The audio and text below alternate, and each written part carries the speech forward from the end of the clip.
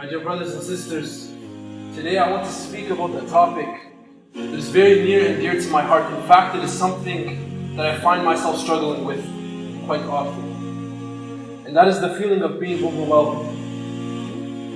And when do I feel this way?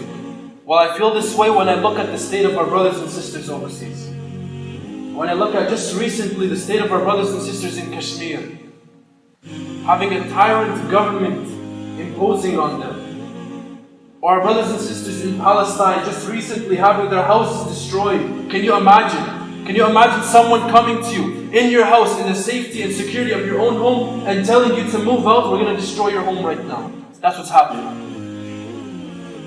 In China, our brothers and sisters in China are being put in camps with their identities being cleansed. You know, they're teaching the young boys how to dance and how to go out with girls. This is reality, my brothers and sisters. And when I think of these things, I feel overwhelmed. You know, I'm just a young guy from Canada. What can I really do? I feel overwhelmed. And the same way, you know, some of us may feel overwhelmed in our own personal lives. You know, we feel that the odds are against us, maybe at work, you know, or maybe at home, or some other circumstance. We feel like the odds can be against us sometimes. We can feel overwhelmed, but we should never feel this way. As Muslims, we should know that we have Allah subhanahu wa ta'ala, the King of Kings, the most powerful of the powerful, that has our backs. The most powerful of the powerful, who is behind us and who is supporting us. And in this regard, we should learn from the best of examples, that of Prophet Muhammed sallallahu alaihi wasallam, the greatest man to walk this earth. Perhaps one of the best examples at which the Muslims were very overwhelmed, but they persevered. They stayed positive and they were successful. Perhaps one of the best examples of this is the example of the Battle of Al-Khandaq, the Battle of the Trench. The Battle of the Trench. When the Muslims were outnumbered 10,000 to 3,000. 10,000 men against 3,000. And the Arabs at that time, for them to have 10,000 men, what they had to do, the non-Muslims, what they had to do was they had to unite the tribes. Yet they had to unite all the non-Muslim tribes against the Muslims. And if you know a little bit about history, you'll know that this is an extraordinary fact, this is an extraordinary situation, because the Arabs rarely ever united. But they united for one purpose this time, to extinguish Islam. 10,000 to 3,000. But not only this, the Muslims, they were very low on supplies. In fact, while they were digging the trench, or while they were fighting the battle, they were very low on food. They started to starve. They were starving. They had trouble externally, as I said, 10,000 men coming to fight them, but also internally too. Also within Medina, they had the hypocrites, they had the Jews, right? They had some perceived weaknesses on the inside. Understandably, things were not easy. If any one of us was in that position, we would feel overwhelmed. We would feel hopeless, like there's nowhere to go. But not Rasulullah sallallahu alaihi wasallam. Never Rasulullah alayhi salatu wasalam. And in this battle, he displayed an excellent show of doing your part. When things are impossible, when things seem impossible, doing your part. Doing the best that you can, but also having a deep and profound trust and reliance upon Allah subhanahu wa ta'ala. And there are many examples of this. The first part, the way that he demonstrated him doing his part, was in many ways, as I said. But the first, and these are examples of excellent leadership, my brothers and sisters, and realize each and every single one of you is a leader. Whether you're a father, you're a leader of your family. Whether you're a mother, you're a leader of your children and your household. Right? So each and every single one of us is a leader, and we should learn from the Prophet Muhammad ﷺ in this example. What did he first do? When he learned that there were 10,000 men coming to attack Medina, 10,000 men, what did he do? He recognized that this is an extraordinary situation. This is a situation that is this is a situation that will be hard to overcome. So he needs an extraordinary solution. He needs a profound solution to a profound problem. So what did he do? Did he stand and, make dua? Did he pray? I'm sure he did those things. What's the first thing that he did? He consulted those around him. First point of excellent leadership. He is Rasulullah. He is the Prophet of Allah sallallahu alayhi wa sallam. He is the most intelligent man to have walked this earth, the greatest man to have walked this earth. But what did he do? He consulted those around him. And so he got a suggestion from someone who wasn't Arab, from Salman al-Farisi, who was originally Persian. He said, Ya Rasulullah, my people, what we do in battles is that we dig trenches. And the Prophet ﷺ said, you know what, that's an excellent idea. Let's go ahead and do that. And in fact, it was an excellent idea. Because when the army of 10,000, when they came, what did they say? They said, this is not a trick of the Arab. This is not a trick we were prepared for. This is not a trick that we know. That's the example of the Prophet Muhammed ﷺ. And that's an example of mental preparation, of being psychologically and mentally prepared before you start tackling the problem, of planning, of thinking about the best way to attack this problem, right? Planning, good planning. If you go see all these self-help courses, all these motivational speakers, the first thing they do, you need a good plan. The first thing they say, you need a good plan. Well, our beloved Prophet Muhammed ﷺ, he told us this 1400 years ago. Have a plan. He showed us this, in fact. Have a good plan. And that's what he did. So when the time came to dig the trench, what did he do? Did he ask the Sahaba, go and dig that trench? No, he was in the trenches himself. Another point of excellent leadership. He was leading the men himself with his own hand, with his own blessed hand. He was helping them so much so that, when the Sahaba came, and as I said, they were low on food, they were low on resources. So when the Sahaba came, they were so hungry to the point where they were tying stones to their stomach. And so they went to the Prophet Muhammad ﷺ. They went to him, Ya Rasulullah, we're starving. Can you do something for us? So what did he do? He raised his garment. He raised his garment and people saw 2 stones on his stomach. Not 1, but 2 stones. That's the example of the Prophet Muhammad ﷺ. He was in there himself. He was doing his part. Yes, he felt overwhelmed. Yes, it was an overwhelming situation, but he was doing his part. And there's a specific thing that happened in this battle that I want to highlight. There was a point when they arrived, when the non-Muslims arrived, there was a point where things got so difficult that some of the opposing army, they actually started to make it over the trench. They would find areas in the trench that weren't as deep, where they would find maybe a big rock that they could jump over. And some of them actually made it across. So what did the Muslims have to do? They had to disperse themselves across the trench and they had to fight off the enemy army.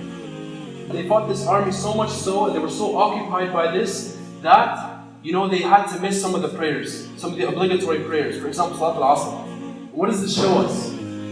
Is the Muslim one who, while his home is being attacked, he goes and prays? No. If his home is being attacked and he has no other option, he defends himself.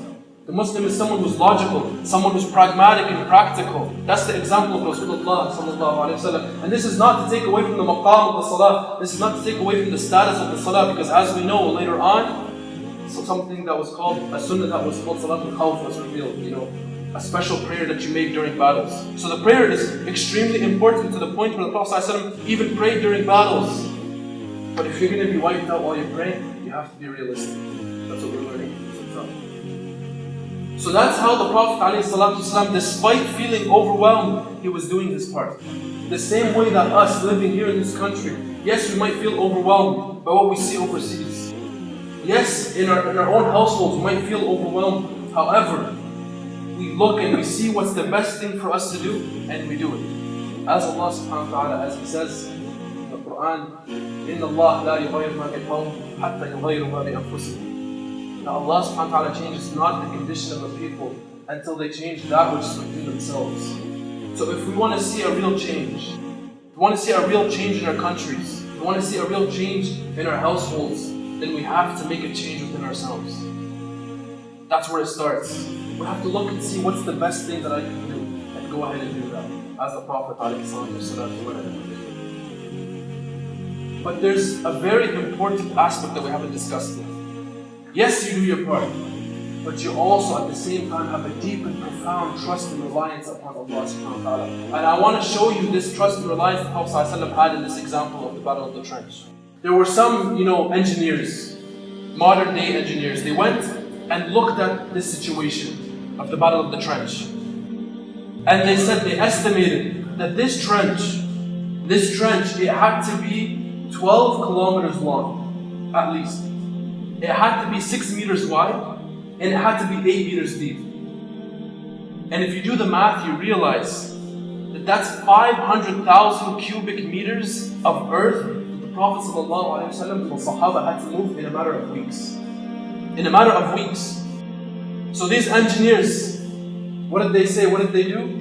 What did they conclude? They said that for the Prophet ﷺ and his companions to have done that with the tools that they had, with the manpower that they had, with the time that they had, is impossible. It's impossible.